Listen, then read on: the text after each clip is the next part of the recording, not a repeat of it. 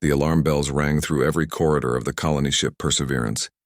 Red lights flashed in desperate patterns as 40,000 souls realized they were about to die in the cold darkness of space. Captain Rodriguez stood on the bridge, her hands gripping the command chair so hard her knuckles turned white. The main engine was dead. The backup systems had failed 30 minutes ago. Now the life support was failing too. She could already feel the air getting thinner, colder.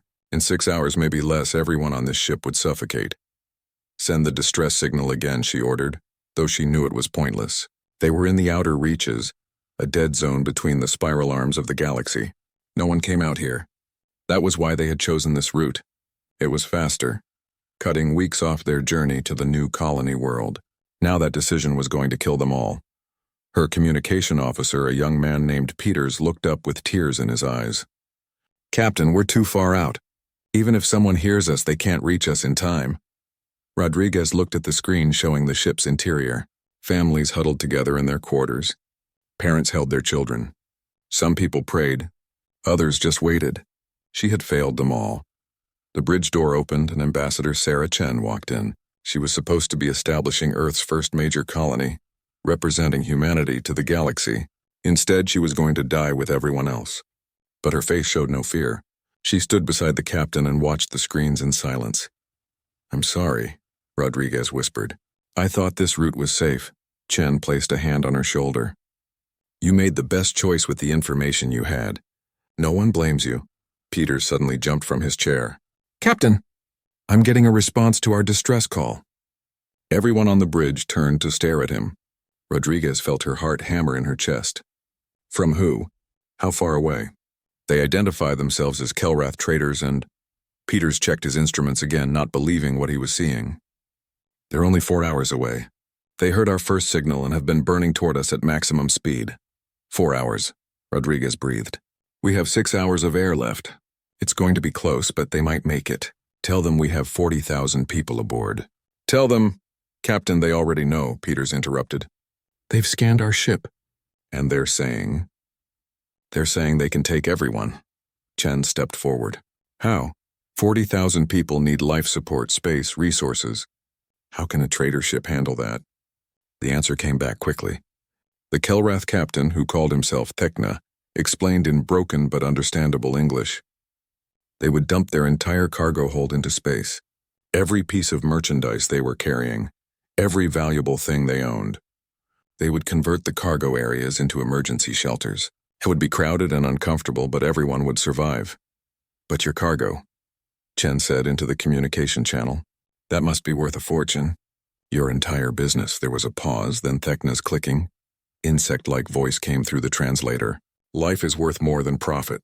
We will not let you die when we can prevent it. This is the Kelrath way." Rodriguez watched through the view screen as the Kelrath merchant fleet approached. There were 5 ships, their hulls painted in bright colors with swirling patterns. They looked nothing like the sleek human vessels. These were working ships, worn and practical, and they were dumping everything they owned into the void of space. Crates tumbled into the darkness. Containers of rare minerals, technological components, exotic foods, artwork. Millions of credits worth of goods just thrown away. The Kelrath crews worked frantically, clearing every available space to make room for the humans they had never met. The rescue took 3 hours. The Kelrath docked their ships to the Perseverance and opened their airlocks. Human families streamed through, carrying what few possessions they could grab. The Kelrath crew members guided them gently, their mandibles clicking in what might have been reassuring sounds. They were tall, their bodies covered in chitinous plates that shimmered green and blue under the lights. Their large compound eyes reflected the frightened faces of human children, but their movements were careful, kind. Chen was one of the last to leave the Perseverance. She stood with Captain Thekna in the cargo hold of his flagship, now crammed with humanity. The space smelled strange to her, alien, but it was warm and the air was good. Around her, families were reunited. People were crying with relief. Children were actually laughing. "Captain Thekna," she said formally, "on behalf of humanity and the United Earth government, I thank you. You have saved 40,000 lives today. We owe you a debt that can never be fully repaid." Thekna waved his upper appendages in a gesture the translator interpreted as dismissal. "We seek no debt. We seek no payment. What we did is simply what must be done. When someone is drowning, you pull them from the water. You do not ask for payment afterward. Perhaps that is your way, Chen said quietly. But it is not ours.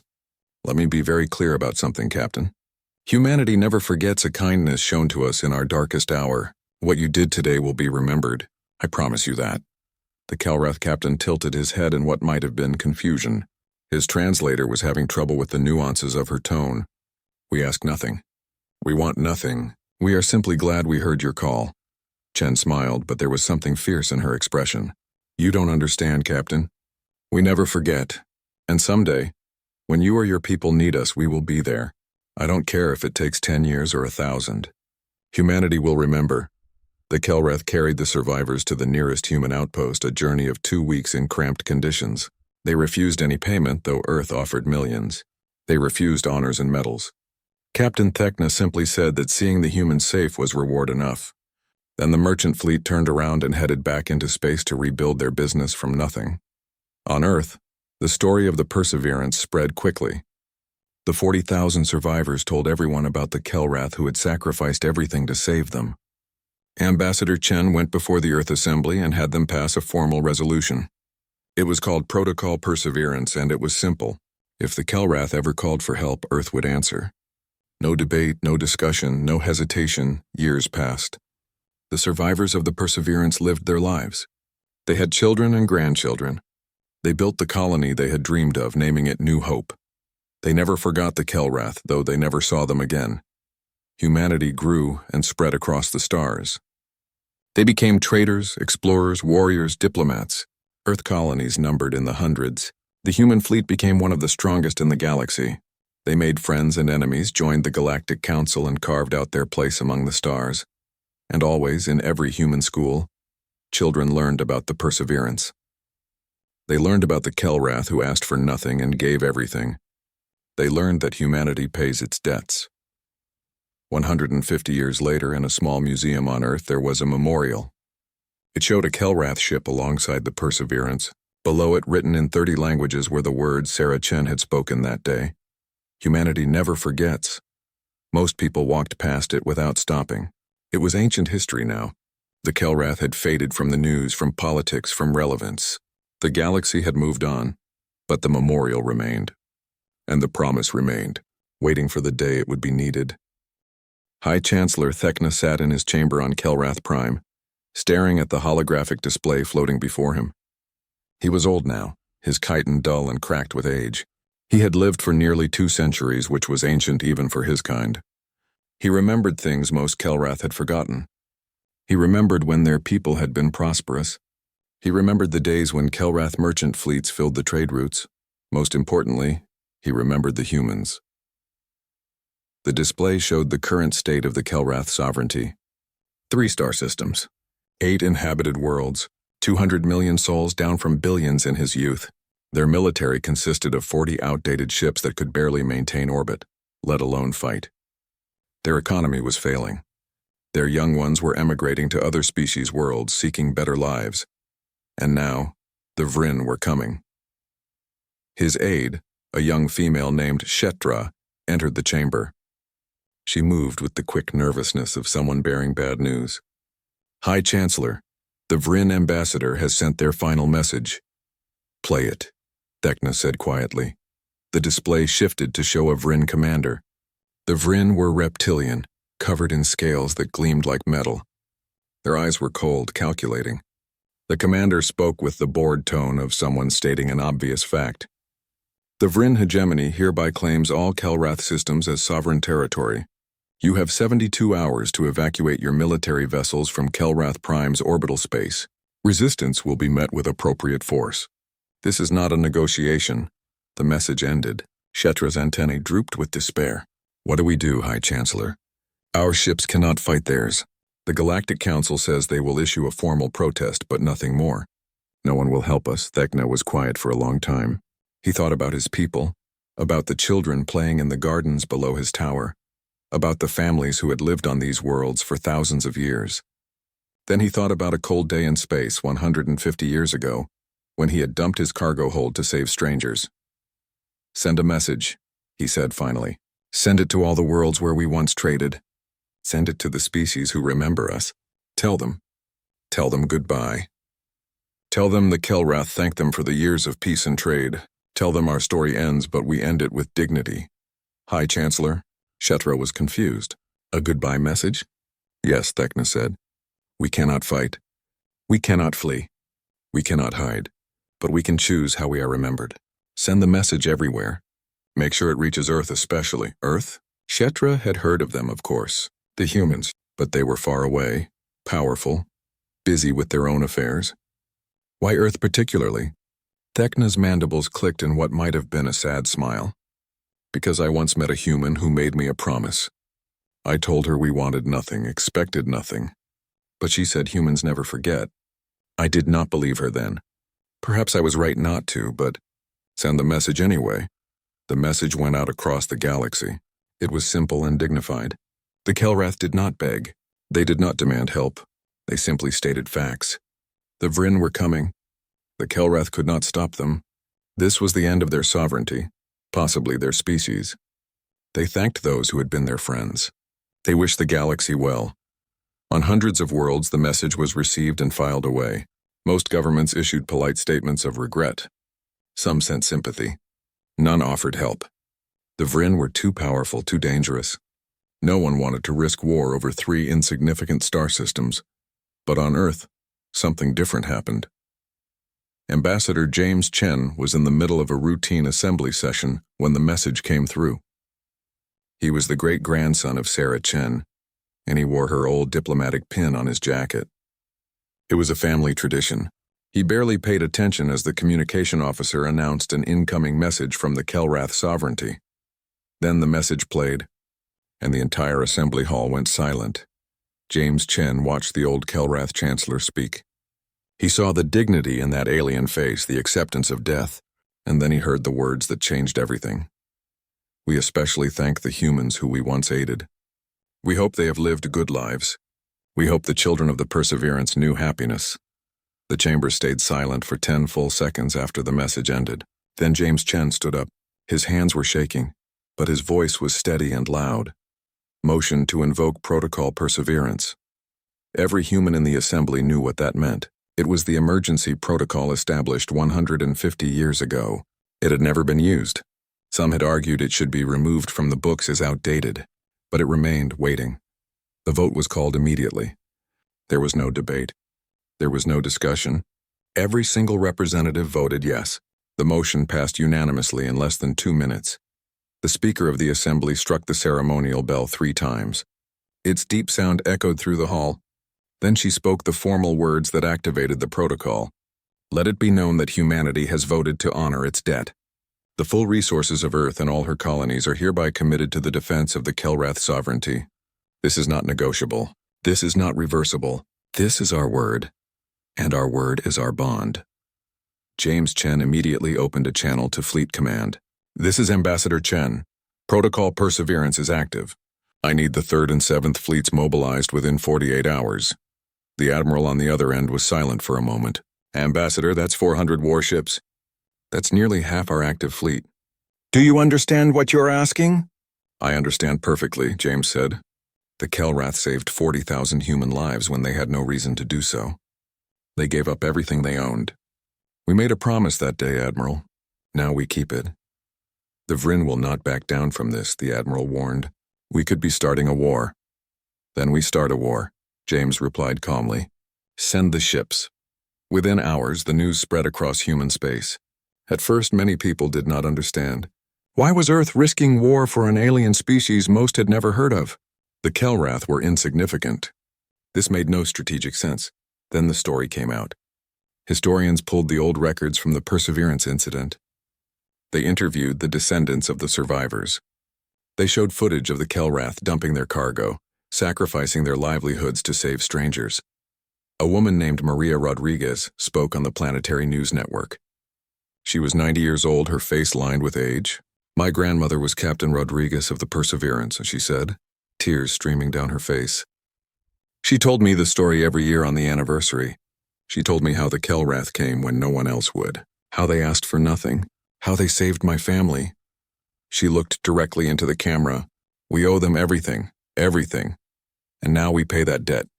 The mood on Earth shifted. This was not about strategy or politics. This was about something deeper. This was about the kind of species humanity wanted to be. Did they keep their promises? Did they remember kindness? Did they stand by those who had stood by them? In shipyards across human space, workers volunteered for extra shifts. Ships that were scheduled for maintenance were pushed back into service. Pilots who had retired came back to duty. The message was clear. Humanity was going to war, and they were going all in. The Vrin received Earth's official message 72 hours after the protocol was invoked. It was delivered by Ambassador Chen himself, broadcast on all frequencies so everyone in the galaxy could hear. This is Ambassador James Chen of the United Earth Government. The Vrin hegemony is hereby ordered to withdraw all military forces from Kelrath space immediately. Any hostile action against the Kelrath will be considered an act of war against humanity. You have 48 hours to comply. This is not a negotiation. The Vrin commander who received the message actually laughed. He sent back a reply dripping with contempt. Humanity threatens war over 3 worthless systems? You overextend yourself for sentiment. We do not fear your emotional theatrics. The Kelrath are ours. Stay out of this. Admiral Kwame Okafor read the Vrin response on the bridge of his flagship, the dreadnought Indomitable. He was a tall man with white hair and scars from a dozen battles. He had fought pirates, rebels, and hostile aliens. He had never lost an engagement. He composed a single-line response and sent it back to the Vrin commander. You should. Then he gave the order, and 400 human warships jumped to faster-than-light speed, heading for Kelrath space. Behind them, 1,000 more ships began preparations to follow if needed. On Kelrath Prime, High Chancellor Thekna received word of what was happening. At first, he did not believe it. Then the reports kept coming. Human fleets were mobilizing. Earth had declared the Kelrath under their protection. They were coming. The old Chancellor sat down heavily, his legs suddenly weak. Shetra stood beside him, reading the reports with disbelief. They remembered, Thekna whispered. After 150 years across half the galaxy, through all the changes in time, they remembered. What do we do now? Shetra asked. Thekna looked up at her, and for the first time in months there was hope in his ancient eyes. Now we survive, because the humans are coming, and when humans make a promise, they keep it. The war room on Earth was packed with military commanders, diplomats, and corporate executives. It had been 36 hours since Protocol Perseverance was invoked, and the mobilization was moving faster than anyone thought possible. Admiral Okafor stood at the center of the room, holographic displays floating around him showing ship positions, supply lines, and tactical data. Status report, he ordered. Commander Lisa Park stepped forward. Third Fleet is already in position at the staging area. 212 ships fully armed and supplied. 7th Fleet will join them in 6 hours. That gives us 417 warships total. We also have offers of support from independent captains and colony defense forces. Another 100 ships if we want them. We want them, Okafor said immediately. Every ship counts. What about supplies? That is where things get interesting, sir, Park said. She pulled up a new display. Normally, moving this many ships this fast would strain our logistics network to the breaking point. But we are getting help from unexpected sources.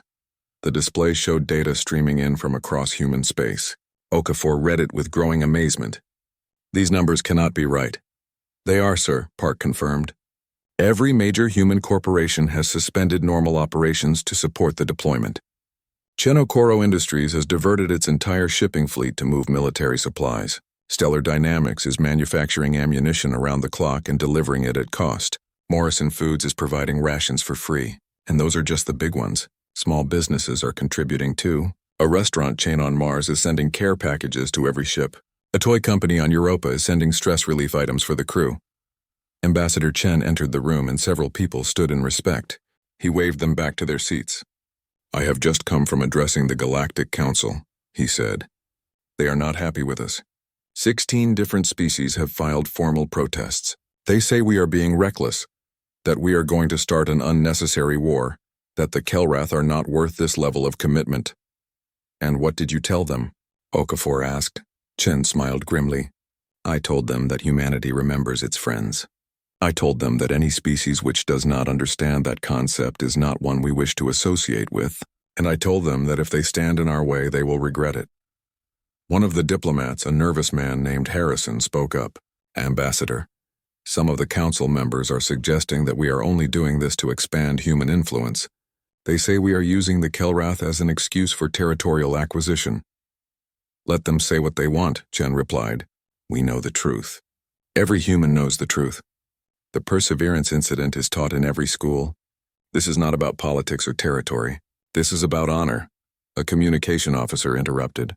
"Sirs, we are getting incoming messages from other species. A lot of them.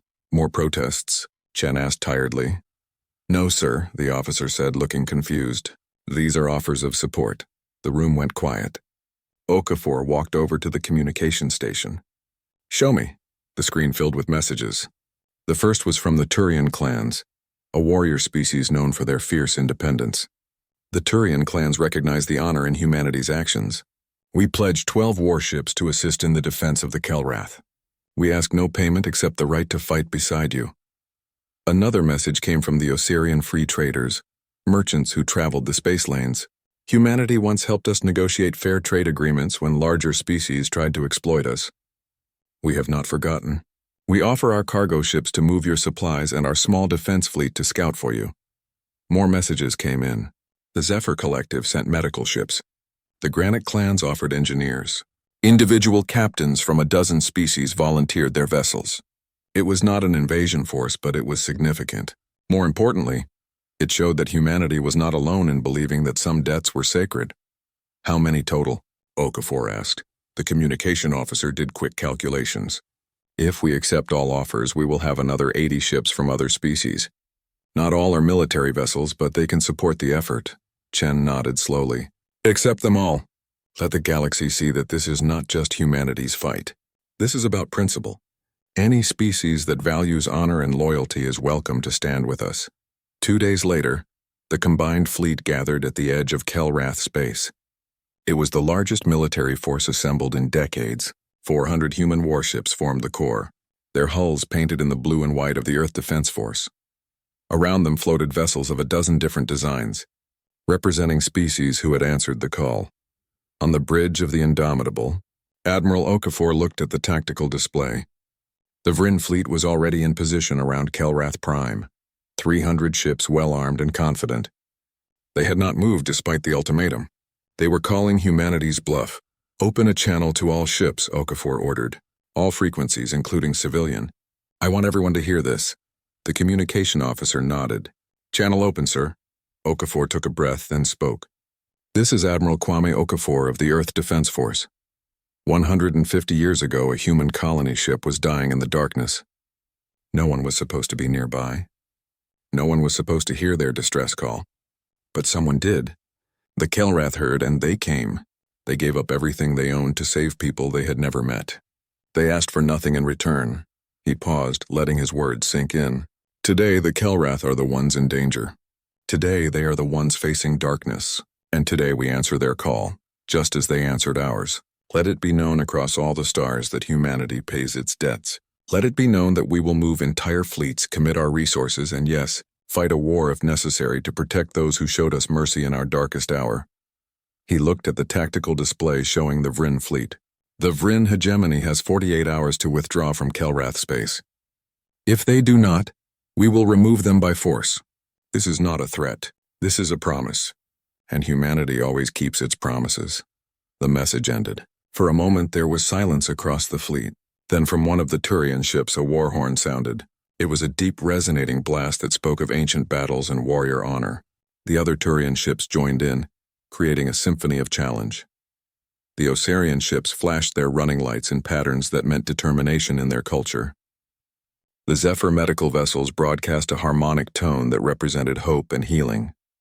Every alien ship added their own gesture of solidarity. And the human ships? They simply waited, their weapons powered up, their crews ready. They did not need grand gestures. They had made their statement. On Kelrath Prime, the message was broadcast on every screen, every speaker, every communication device. Kelrath citizens stopped what they were doing and listened. In homes and offices, in streets and parks, they heard the human admiral's words. High Chancellor Thekna listened from his chamber, Shetra standing beside him. When the message ended, he found he could not speak. His mandibles trembled, and his eyes, those ancient compound eyes that had seen so much, reflected the light like jewels. "They came," he finally managed to say. "I hoped, but I did not truly believe." "And they came." Shatra was crying, fluid leaking from her eyes in the Kelrath way of showing overwhelming emotion. "What did we do to deserve this?" "We only did what was right. We did not ask for repayment." "That is exactly why they came," Thecno said quietly. "Because we asked for nothing. Because we gave everything when it mattered.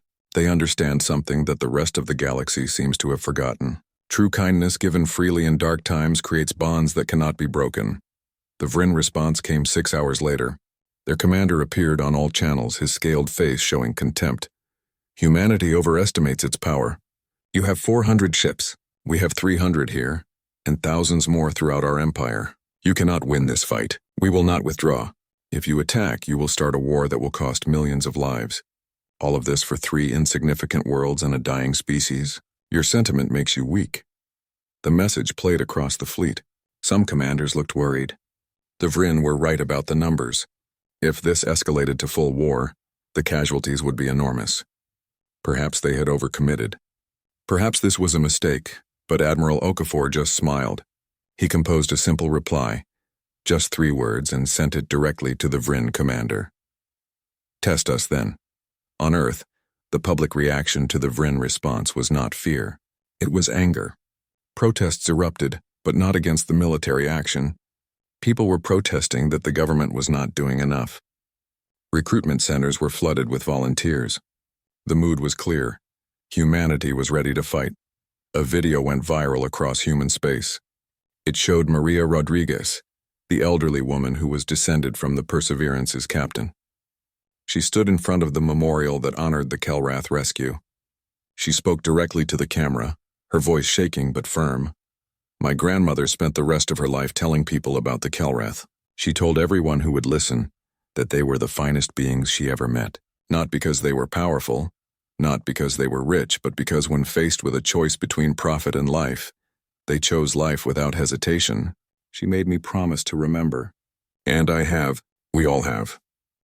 The human fleet dropped out of faster-than-light travel at the edge of the Kelrath Prime system. 400 human warships appeared in perfect formation, their weapons systems already hot, their shields at full power. Around them, the ships of their allies took up supporting positions. The Turian warships moved to the flanks, ready to harry and strike. The Osirian scouts spread out, their sensors probing for weaknesses in the Vryn formation. Admiral Okafor stood on the bridge of the Indomitable, watching the tactical display.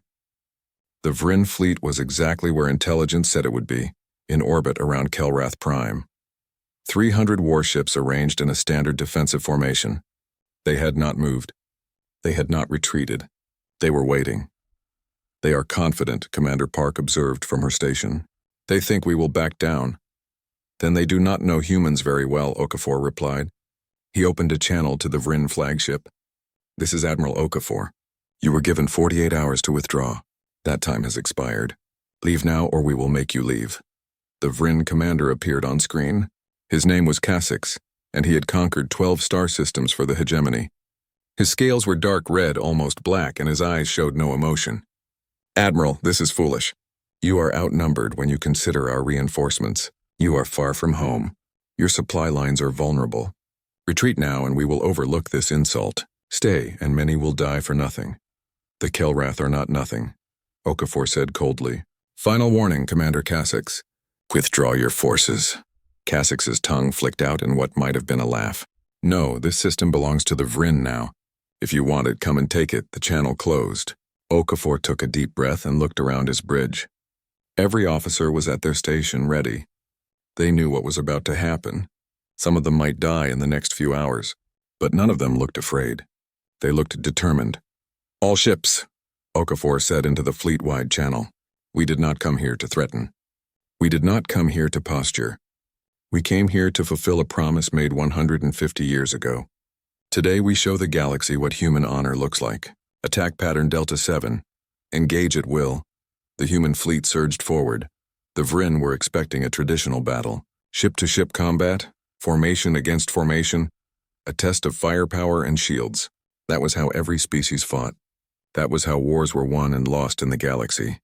But humans had learned warfare in a different school. They had spent thousands of years fighting each other on Earth, developing tactics and strategies that other species had never imagined. They had refined these methods in the colonies against pirates and rebels and hostile environments. And now they brought all of that knowledge to bear. The first wave was not ships, it was drones. Thousands of them, small and fast, launched from the human vessels. They swarmed toward the Vryn fleet like angry insects. Too many to track, too small to waste heavy weapons on. The Vryn point defense systems opened fire, destroying hundreds of drones. But there were thousands more, and they kept coming. Some drones were bombs crashing into Vryn shields and detonating. The explosions did little damage individually, but they came in waves, never stopping, draining the shields bit by bit. Other drones were jammers, broadcasting noise across every frequency, disrupting Vryn communications and targeting systems. Still others were just recorders, cameras and sensors that mapped every detail of the Vryn fleet, finding weaknesses, identifying command ships. Their formation is breaking apart, Park reported. The drones are forcing them to spread their point defense fire. They cannot maintain tight coordination. Good, Okafor said. Second wave launch. The second wave was missiles. Not the massive ship killers that most species used. Those were too slow, too easy to intercept. Human missiles were fast and smart, using the drone data to find gaps in the Vryn defense. They came from unexpected angles, using the wreckage of destroyed drones as cover. When the Vryn shields were weakest, that was when the missiles struck. A Vryn cruiser took 3 missiles to its port side. Its shields flared and failed.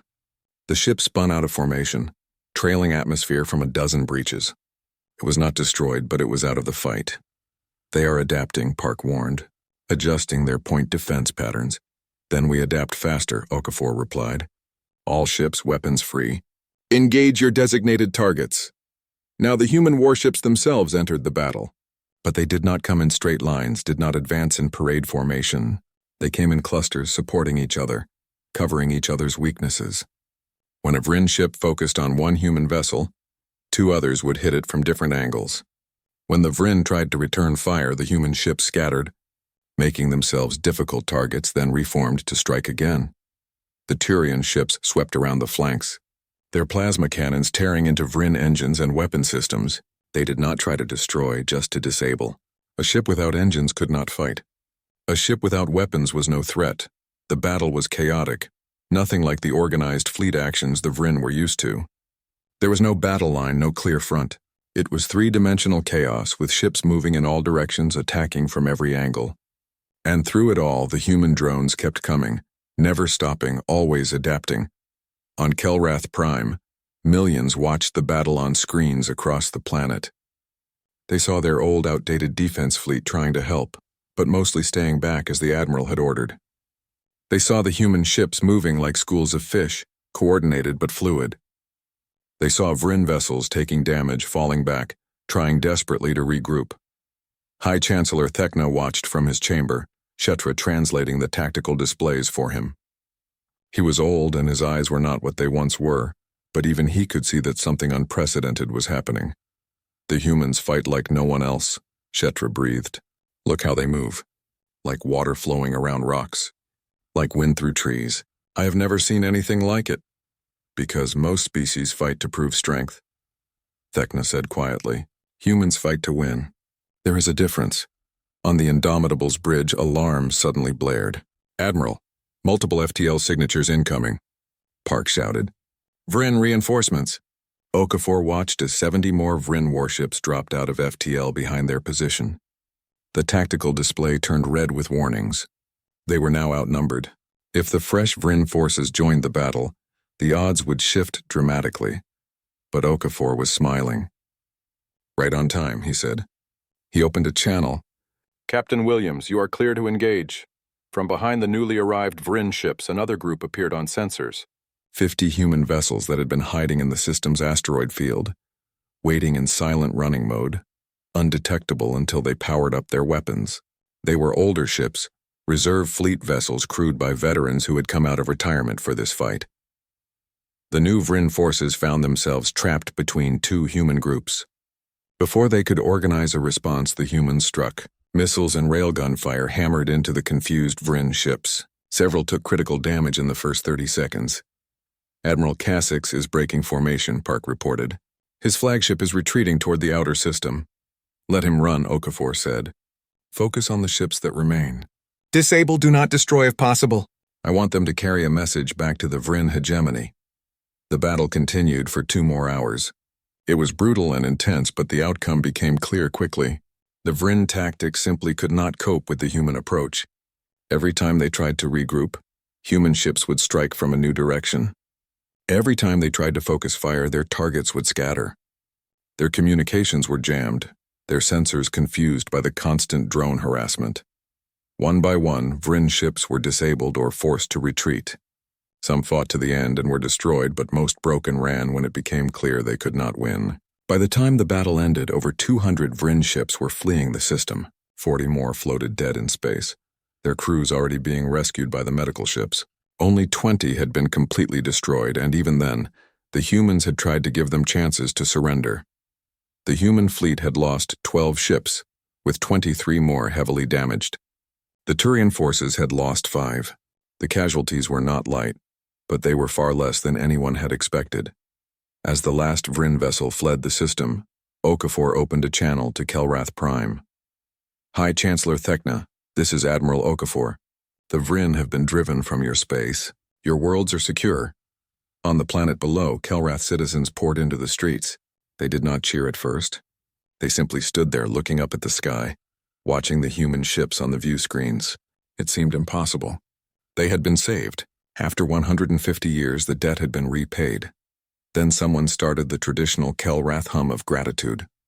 It was a deep, resonating sound that Kelrath made when words were not enough.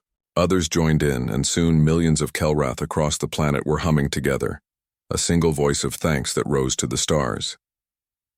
In his chamber, Thekna hummed too, his old voice cracking with emotion. Shetra stood beside him, adding her voice to the chorus. They came, Thekna said again, as if he still could not quite believe it. Across all that distance, through all that time, they came. 3 weeks after the battle, Ambassador James Chen stood in the Galactic Council chamber. The circular room was filled with representatives from hundreds of species, their voices creating a cacophony of sound as they argued and debated.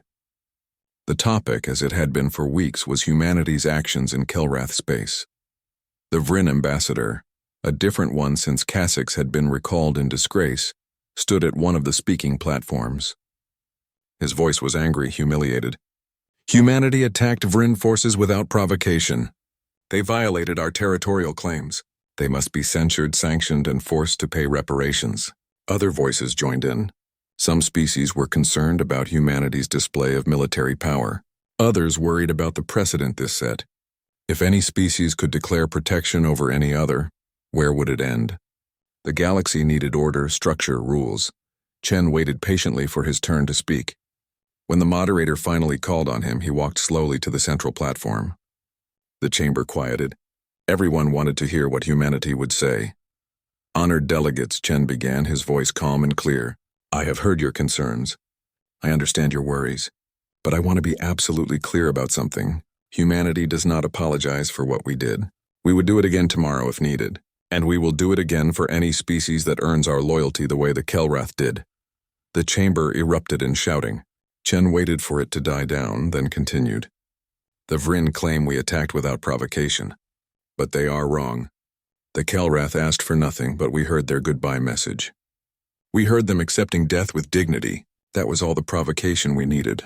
Because 150 years ago, the Kelrath saved 40,000 human lives at tremendous cost to themselves. They created a debt whether they wanted to or not. He looked around the chamber, making eye contact with as many delegates as possible. Today I'm here to propose something new. The Galactic Council has rules for trade, for borders, for 1,000 small things. But we have no rule about the most important thing of all, loyalty. We have no protection for species that help others in their darkest moments. Today that changes. Chen pulled up a holographic document for everyone to see. This is the Perseverance Doctrine. It is simple. Any species that provides life-saving aid to another species in a time of existential crisis, asking nothing in return, is granted protected status. Any attack on such a species is considered an attack on the species they once saved. This creates a web of mutual protection based on actual demonstrated kindness, not just political alliances. The Vryn ambassador hissed in anger. This is absurd. You cannot legislate morality. You cannot force the galaxy to care about ancient debts. You are right, Chen replied. We cannot force anyone to care, but we can make it very clear what happens when you attack someone who has demonstrated true compassion.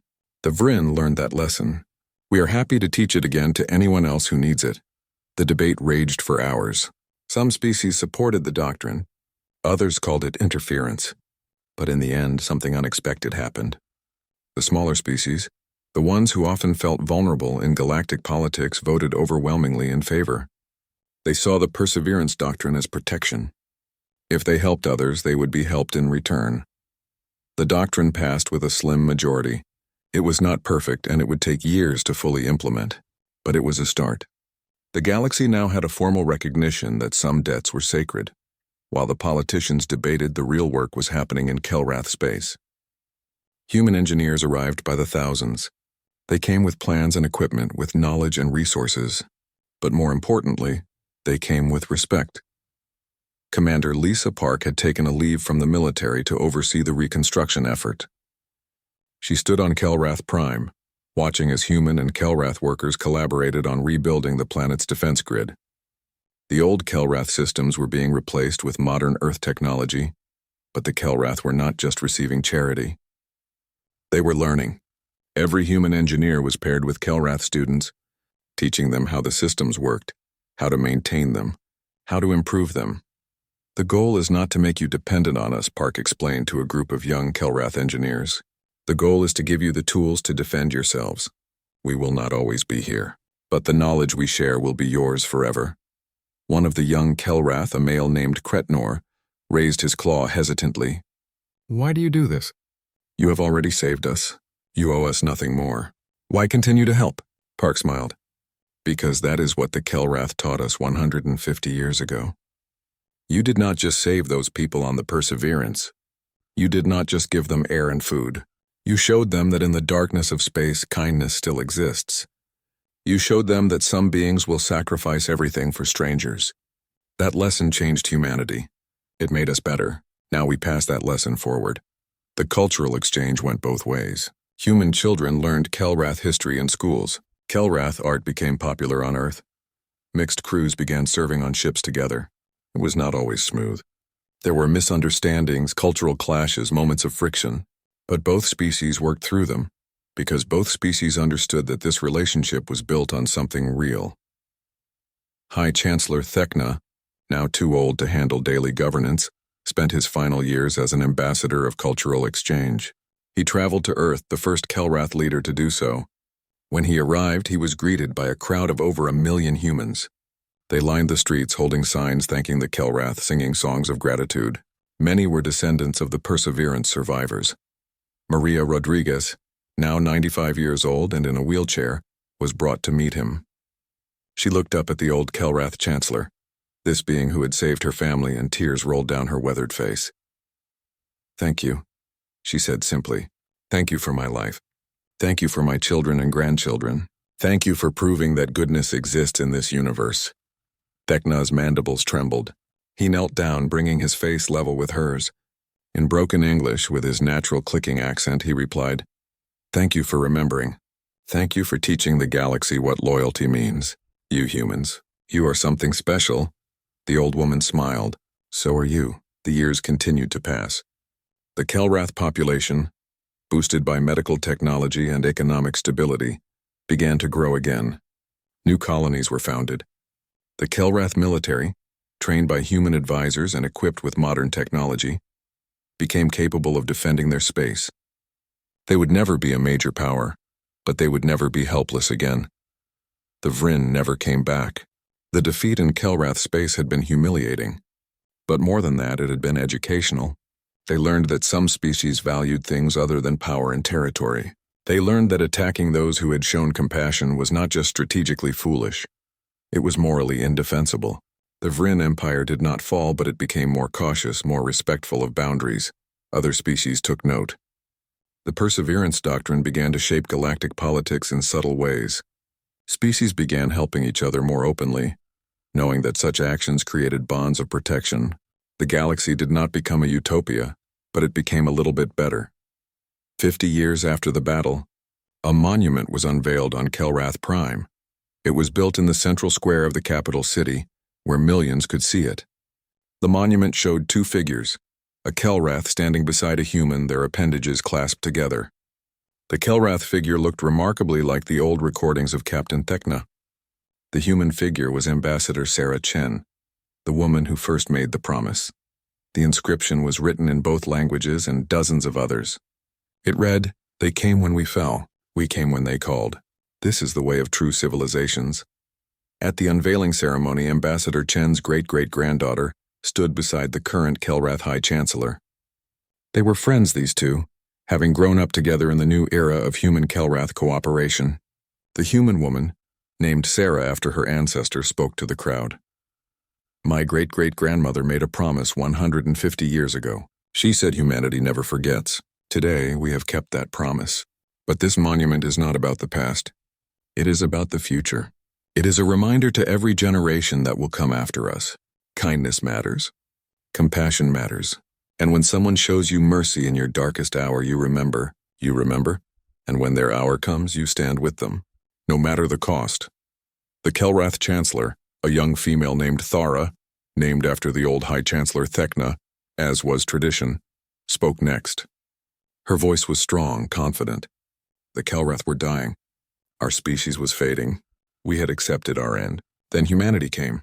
They did not come for profit or territory. They came because 150 years ago, we did the right thing. We showed kindness to strangers. And that kindness, given freely, expecting nothing, created a bond that saved our species. She looked at Sarah, then at the monument, then at the crowd of thousands of humans and Kelrath standing together. Our children will learn this story. Their children will learn it. For as long as the Kelrath exist, we will remember, and we will teach the galaxy what humanity taught us, that true strength is not in weapons or ships. True strength is in keeping your word, in standing by those who stood by you,